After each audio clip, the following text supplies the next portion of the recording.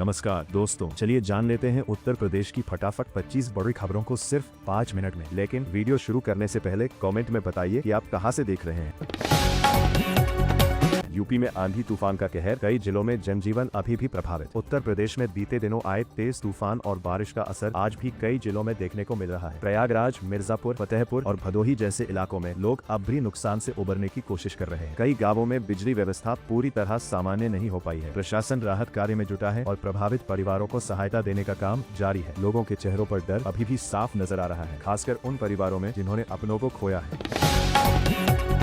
27 जिलों में लू का अलर्ट, यूपी में गर्मी ने बढ़ाई परेशानी। आज पूरे उत्तर प्रदेश में भीषण गर्मी का असर देखने को मिला। मौसम विभाग ने 27 जिलों में लू का अलर्ट जारी किया है और कई जगह तापमान 45 डिग्री तक पहुंच गया। दोपहर के समय सड़कें लगभग सूनी नजर आई और लोग घरों में रहने को मजबूर रहे। अस्पतालों में हीट स्ट्रोक और डिहाइड्रेशन के मरीज बढ़ने लगे हैं। डॉक्टर लगातार पानी पीने और धूप से बचने की सलाह दे रहे हैं।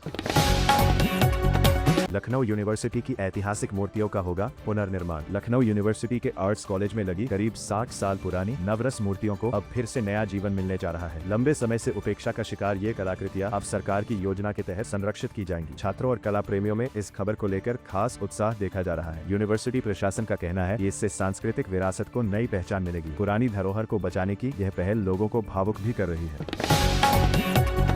बरेली के नन्हे मियां का वीडियो बना चर्चा का विषय। बरेली में आए तूफान के दौरान हवा में उछले नन्हे मियां का वीडियो सोशल मीडिया पर तेजी से वायरल हो रहा है। घटना के बाद उन्होंने बताया कि उस पल उन्हें लगा कि शायद अब जिंदगी नहीं बचेगी। तेज आंधी ने टीन की छत को उखाड़ दिया और वे कई फीट ऊपर तक चले गए। गनीमत रही कि उन्हें गंभीर चोट नहीं आई। इलाके के लोग आज भी उस घटना को याद कर सहमे हुए हैं।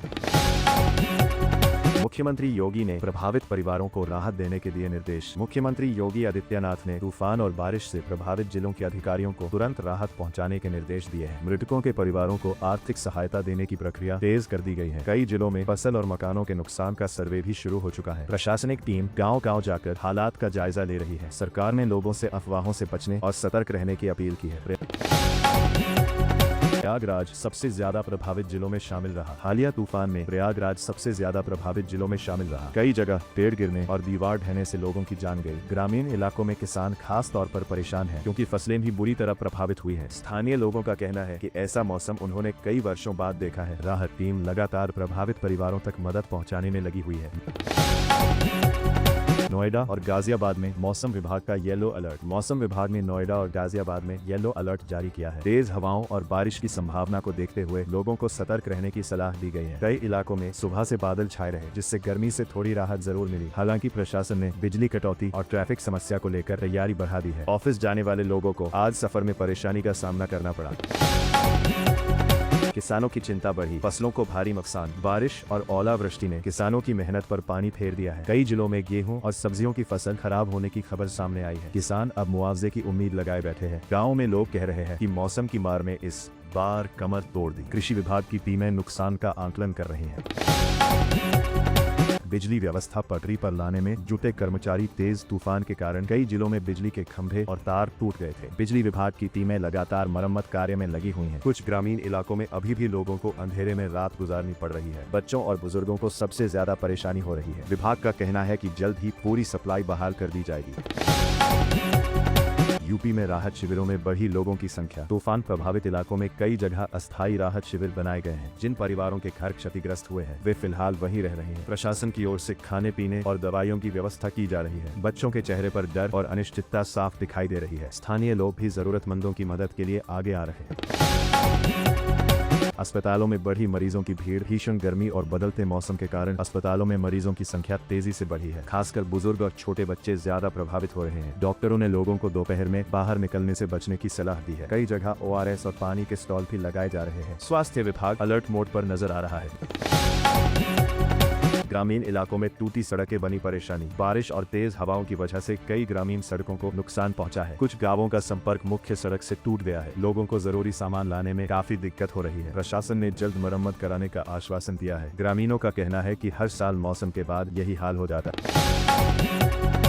सोशल मीडिया पर मौसम के वीडियो वायरल। उत्तर प्रदेश में आए तूफान और बारिश के कई वीडियो सोशल मीडिया पर वायरल हो रहे हैं। कहीं पेड़ गिरते दिख रहे हैं तो कहीं लोग आंधी से बचने की कोशिश करते नजर आ रहे हैं। इन वीडियो को देखकर लोग हैरान भी हैं और डरे हुए भी कि अगले कुछ दिनों तक सतर्क रहना जरूरी है। कई लोग इसे प्रकृति की चेतावनी भी बता रहे हैं। शासन ने जारी की हेल्पलाइन सेवाएं। आपदा प्रभावित इलाकों में लोगों की मदद के लिए हेल्पलाइन नंबर जारी किए गए हैं। जिला प्रशासन लगातार लोगों से संपर्क बनाए हुए है। जिन परिवारों को मदद नहीं मिल पा रही उनसे तुरंत जानकारी देने को कहा गया है। कई जगह पुलिस और राहत कर्मी रात भर ड्यूटी करते नजर आए। लोगों में उम्मीद है कि हालात जल्द सामान्य हो जाएंगे।